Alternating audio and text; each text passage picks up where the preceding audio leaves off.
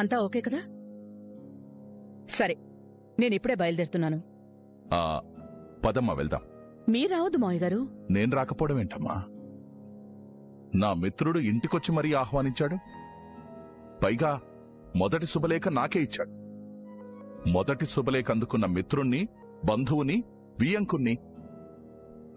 నేను పెళ్లికి రాకపోతే ఎలా? లేదు మావయ్య గారు, మీరు రావద్దు. ఎందుకమ్మా? మీరక్కడికొచ్చిన ప్రతిసారి మీకు అవమానమే జరుగుతోంది. నా కూతురింటి దగ్గర నాకు అవమానం ఏంటమ్మా? మిమ్మల్ని ప్రతిసారి అవమానించేది వాళ్లే. కానీ ఈ రోజు అలా కాదు కదా. అందుకే వద్దంటున్నాను మావయ్య గారు. అక్కడ మర్యాద ఇవ్వడంలో గాని, పలకరింపులో గాని, బంధువుల మధ్య గాని మిమ్మల్ని ఏ రకంగా అవమానించాలో ఆ శివన్నారాయణకి తెలుసు. కనీసం మీ అల్లుడు మిమ్మల్ని నోరారా మావయ్య గారు రండి అని పిలవడు. అల్లుడు వరకు ఎందుకు, కూతురే పలకరించదు. అన్నీ తెలిసిందే కదమ్మా. కానీ అందరూ పలకరించే రోజు దగ్గరకొచ్చింది. రానివ్వండి మావయ్య గారు, అందర్నీ మిమ్మల్ని వెతుక్కుంటూ వచ్చేలా నేను చేస్తాను. అది కాదమ్మా. మావయ్య గారు, అంతా మీరనుకున్నట్టే జరుగుతుంది మావయ్య గారు. దాంట్లో ఏ మార్పు లేదు. నేనుంటే మంచిదేమో. వద్దు మావయ్య గారు, నేను వెళ్తాను. ఈసారి మీరు తలెత్తుకునే పనే చేస్తాను. వెళ్ళొస్తాను మావయ్య గారు. మనవరాలి పెళ్లి చూడలేనన్న బాధ నన్నిక్కడ ప్రశాంతంగా ఉండనిస్తుందా? జరిగేదంతా మంచే అయినప్పుడు కాస్త ఓపిక పట్టడం అవసరం మావయ్య గారు. సరే అమ్మా, క్షేమంగా వెళ్ళి అనుకున్నది సాధించరా. అలాగే మావయ్య గారు, మీరనుకున్నది సాధించుకునొస్తాను. ఉంటాను మావయ్య గారు.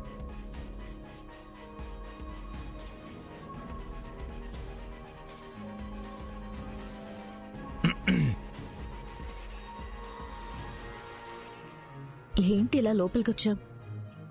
కనీసం తలుపు తట్టి రావాలని కూడా తెలీదా? రూమ్లో నువ్వు మాత్రమే ఉంటావని తెలిసే వచ్చాను. నేను రూమ్లో ఎలా ఉన్నానో తెలియకుండా ఎలా వస్తా? నువ్వు ఎలా ఉన్నావో ఫోటోలో చూశానులే,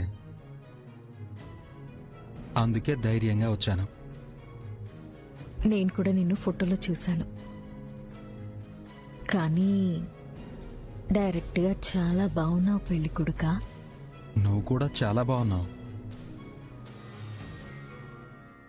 చేతిలో ఏంటి? గిఫ్ట్ నీకే. ఇప్పుడు గిఫ్ట్ ఏంటి? నువ్వు నాకు చాలా ఇచ్చావు. నేను నీకేమి ఇవ్వలేదు అన్నావు కదా, అందుకే నీకోసం ఓ గిఫ్ట్ తీసుకొచ్చాను. అడిగానని ఇస్తున్నావా, ప్రేమతో ఇస్తున్నావా? ఇది ఇచ్చేది కాబట్టే ఇస్తున్నాను. అదే, ప్రేమతో ఇస్తున్నావా అని అడుగుతున్నాను. మనసుతో ఇస్తున్నాను.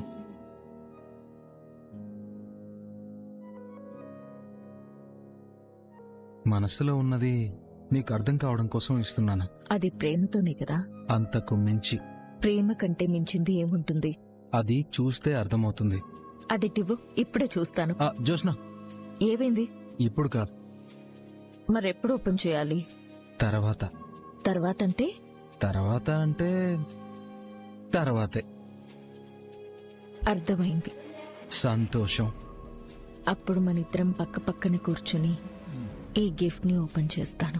దీన్ని ఇద్దరం కలిసి ఓపెన్ చేయలేము. ఇద్దరం కలిసి అంటే ఇద్దరం కలిసి ఓపెన్ చేస్తామని కాదు బాబు, నేనే ఓపెన్ చేస్తాను. అప్పుడు నువ్వు నా పక్కనే ఉంటావు. దీంట్లో ఏముందో నువ్వు ఒక్కదానివే చూస్తావు. అంత కాన్ఫిడెంట్ గా ఎలా చెప్తున్నావు? ఏమో, నాకు అనిపించింది చెప్తున్నాను.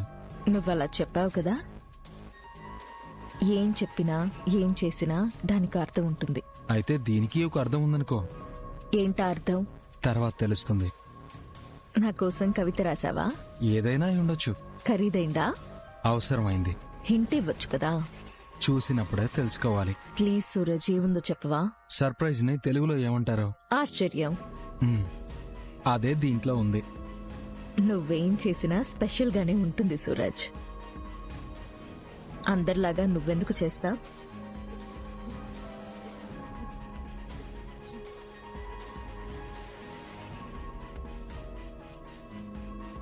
ఇంకా నాతో ఏమైనా చెప్పాలా?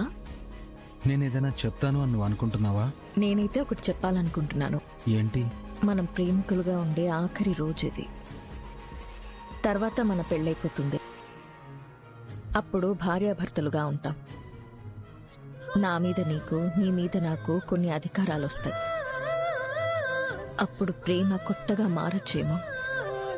నువ్వు నన్ను తాకలేదు, ముద్దు పెట్టుకోలేదు. జస్ట్ నా రూమ్లోకి వస్తేనే ఏదో తెలియని ఫీలింగ్. తెలియకుండానే సిగ్గుపడుతున్నాను. సూటిగా చూడాలనిపిస్తుంది, చూడలేకపోతున్నాను. అయినా సరే చూస్తున్నాను. ఎవరైనా వస్తారేమో, మనిద్దరినీ ఇలా చూస్తే ఏమైనా అనుకుంటారేమో అన్న భయం కూడా ఉంది. ఎందుకు భయం? చూస్తే ఏమవుతుంది? కానీ తెలీదు. ఇవి ప్రేమలో ఉన్నప్పుడు కలిగే ఫీలింగ్స్ చాలా బాగుంటాయి. అదే పెళ్ళైపోతే ఇద్దరం ఒక రూమ్లోనే ఉంటాం. అప్పుడు నువ్వు నా రూమ్లోకి రావడం నా కోసం అవ్వదు, నీ అధికారం అవుతుంది. నువ్వొచ్చింది నా కోసమని నేను కూడా అనుకోను. మొబైల్ కోసం రావచ్చు, మరెందుకైనా రావచ్చు. పెళ్లికి ముందు వరకే బాగుండే ఈ ప్రేమలో ఇంకొన్ని జ్ఞాపకాలు కావాలి. ఎలాంటివి? నువ్వు నాకు చాలాసార్లు లవ్ ప్రపోజ్ చేశా, కానీ నేను ఒక్కసారి కూడా నీకు లవ్ ప్రపోజ్ చేయలేదు. నువ్వంటే నాకిష్టమని చెప్పానంతే. రెండూ ఒకటే కదా. కాదు సూరజ్, నా మనసు నీకు తెలియచేయడం వేరు, నా మనసు నేనే నీకివ్వడం వేరు. అందుకే మన ప్రేమకి మిగిలిన ఈ కొన్ని నిమిషాల్లో నేనొక పని చేయాలనుకుంటున్నాను. ఏంటది?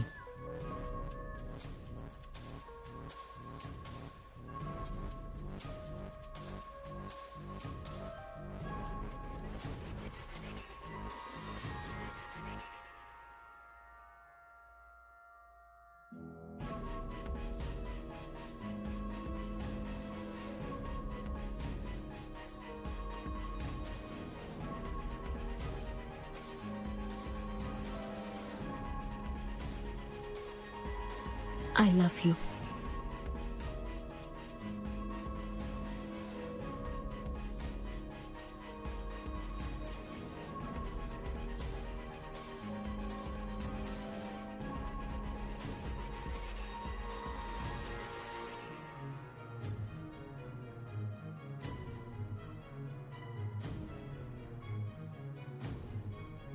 నేను నీకు లవ్ ప్రపోజ్ చేశాను అన్నమాట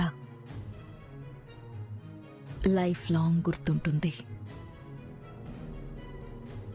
ఎందుకంటే మనం పెళ్లి బట్టల్లో ఉన్నాం, పెళ్లికి సిద్ధంగా ఉన్నాం. ఇలా పెళ్లికి సిద్ధంగా ఉన్న ఓ జంట లవ్ ప్రపోజ్ చేసుకోవడం నాకు చాలా బాగా నచ్చింది. ఇది గులాబీ కాదు, నా మనసు.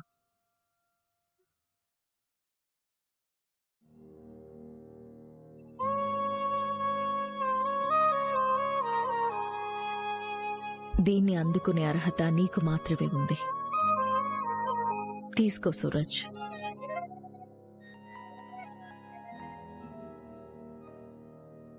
నాకంటే ఎక్కువగానే నేను నిన్ను ప్రేమిస్తున్నాను. ఇంకా నాకంటూ ఓ జీవితం లేదు. మనిద్దరిది ఒకటే జీవితం. జ్యోత్స్న అంటే జాబిల్లి, సూరజ్ అంటే సూర్యుడు అని. ఆకాశం మన జీవితం అయితే ఒకడే సూర్యుడు, ఒకటే జాబిల్లి. నువ్వు వెలుగునివ్వు, నేను వెన్నెలనిస్తాను. నన్ను నీలోకి తీసుకో Suraj. I love you. I love you so much. తీసుకో. తీసుకుంటాను, కానీ ఇప్పుడు కాదు. ఎప్పుడు? మన పెళ్ళైన తర్వాత. అప్పుడు భార్యాభర్తలం అయిపోతాం కదా. అప్పుడు ఇస్తే మరింత అందంగా ఉంటుందేమో. అప్పుడు భర్తకి చెప్పినట్టే ఉంటుంది. నేనప్పుడే తీసుకుంటాను. ఓకే. ఒకప్పుడు నువ్విచ్చిన ఫ్లవర్ని నేను కాలి కిందేసి తొక్కాను.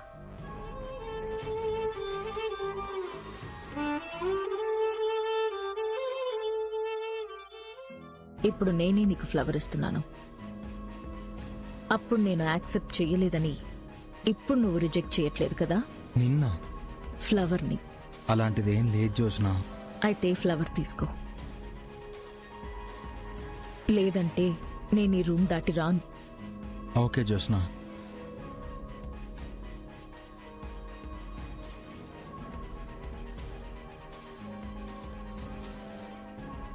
మండపంలో కలుద్దాం. గిఫ్ట్ జాగ్రత్త.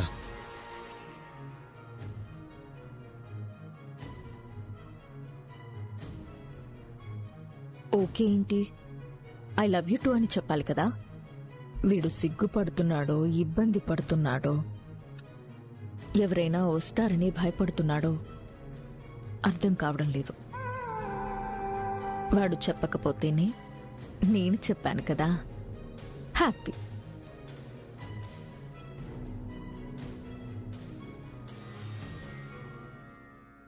గిఫ్ట్ జాగ్రత్త అని మాత్రం చెప్పాడు. దీంట్లో ఏముందో దీన్ని జాగ్రత్తగా దాచిపెట్టాలి.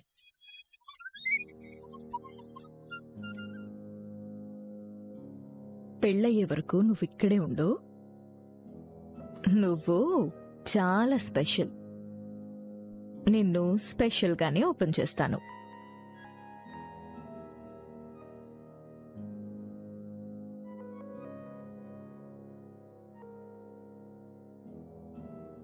నమస్కారం. లోపలికి వెళ్ళండి, వెళ్ళండి వెళ్ళండి.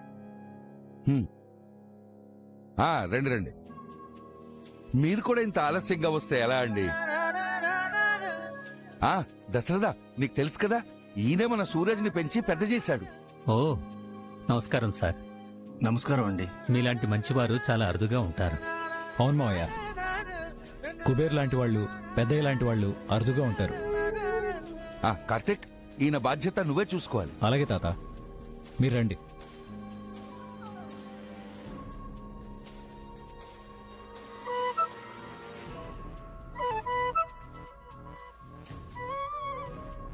సూరజ్ తరఫున రావాల్సిన ఒకే ఒక బంధువు వచ్చేశాడు.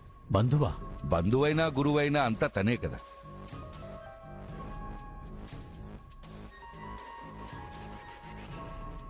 ఇక తనకి సొంతమని చెప్పుకోవడానికి ఎవరున్నారు?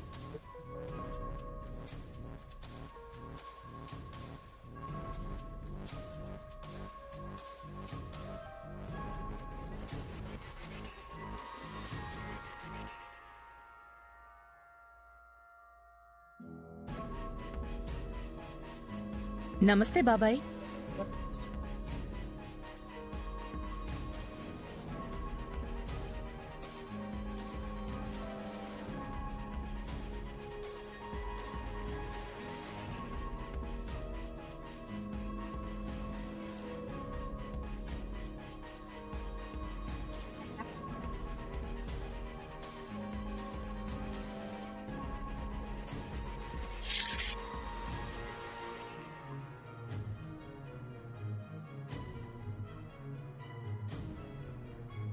రావనుకున్నాను. కార్డిచ్చి మరీ పిలిచిన తర్వాత రాకుండా ఎలా ఉంటాను?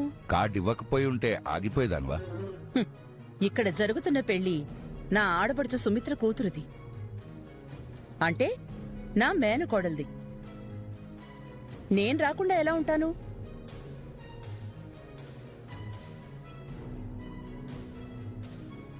అవును, ఎక్కడ మీ మావగారు?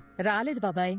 నా మీద పోటీకైతే వస్తాడు, ఓడిపోయి తలదించుకొని వెళ్ళిపోతాడు. ఇక్కడ అలాంటివేవి కుదరవు కదా. అమ్మా దీప, మాలినిని ముందు వరుసలో కూర్చోబెట్టు. ఎందుకు బాబాయ్ నాకంత ప్రాధాన్యత? ఇది ప్రాధాన్యత కాదు మాలిని, అవసరం.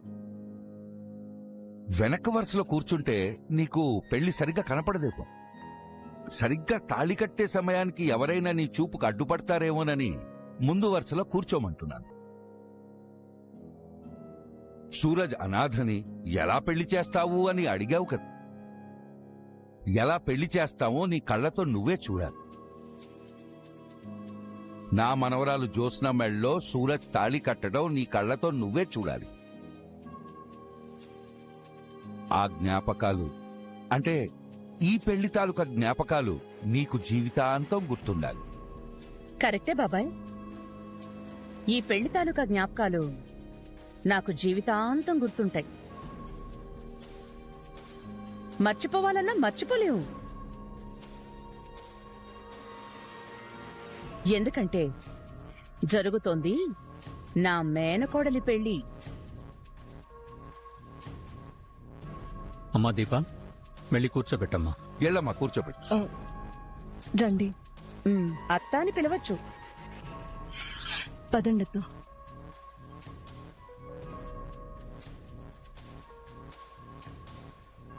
ఇక్కడ కూర్చుంటే పెళ్లి బాగా కనబడుతుంది. గుడ్. ఇలాంటి అద్భుతాలు జీవితంలో ఒక్కసారి మాత్రమే జరుగుతాయి కదా దీపా? చేంటత్తా తేడాగా మాట్లాడుతున్నావు? మొదటి నుంచి చూస్తున్నాం కదా, పిన్నెప్పుడు అంతే. నేనేం తేడాగా మాట్లాడాను? పెళ్లి ఆగిపోతుంది అన్నానా? నువ్వు అన్నా ఆగదులే పిన్ని. చూడ్డానికే వచ్చాను. ఒకసారి ఇలా రామ్మా. రామ్మా. నీ మనసులో ఎంత బాధగా ఉంటుందో నేను అర్థం చేసుకోగలనులే పిన్ని. సొంత ఆడబడుచు కూతురు పెళ్లి, నీ ఆడబడిచే నిన్ను నవ్వుతూ పలకరించలేదు. నీకు వరుసకు అన్నయ్య దశరథ్ గారే నిన్ను చెల్లి అని పిలవలేదు. బాధ ఉంటుందిలే. ఇదిగో బాబు, ఇట్రా. నువ్వు వెళ్ళు. తాగు పిన్ని, ఇది ఇప్పుడు నీకు చాలా అవసరం. థ్యాంక్స్ రా, నాకిప్పుడు ఇది చాలా అవసరం.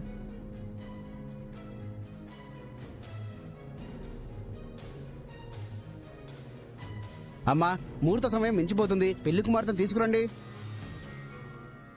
దీపా, నువ్వు వెళ్ళి పెళ్లి కూతురుని తీసుకురా. పంతులు గారు పిలుస్తున్నారని చెప్పు.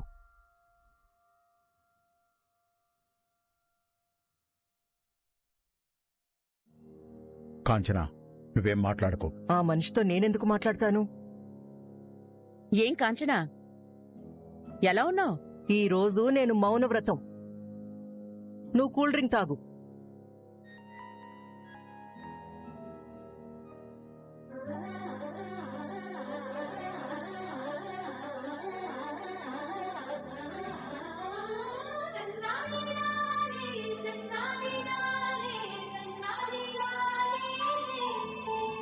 మమ్మీ, ఏంటి? నేను ఇప్పుడే వస్తాను. ఎక్కడికి?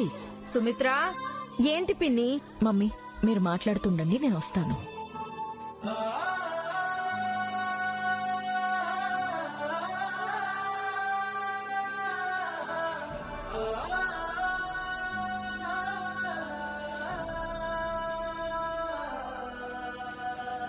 నువ్వు మరోసారి అన్నయ్యతో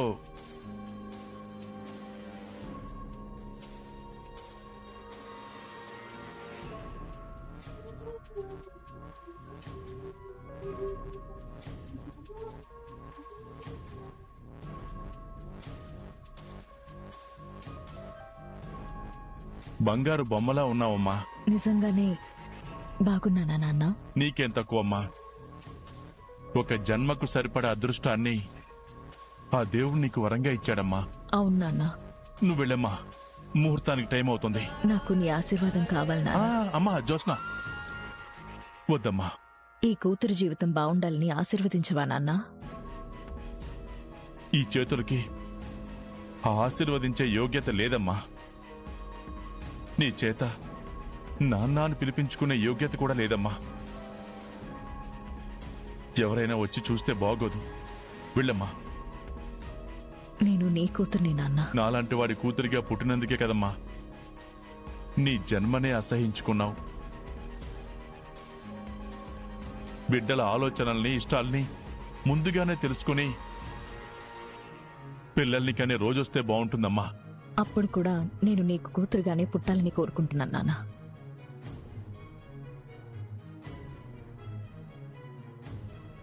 దాసు, విన్నావమ్మా? Friends, welcome back to our channel. మీకు కనుక మన వీడియోస్ నచ్చినట్లయితే ప్లీజ్ లైక్ చేయండి, షేర్ చేయండి, కమెంట్ చేయండి, అలాగే సబ్స్క్రైబ్ చేసుకొని మన ఛానల్కి సపోర్ట్ చేయండి. Thank you for watching.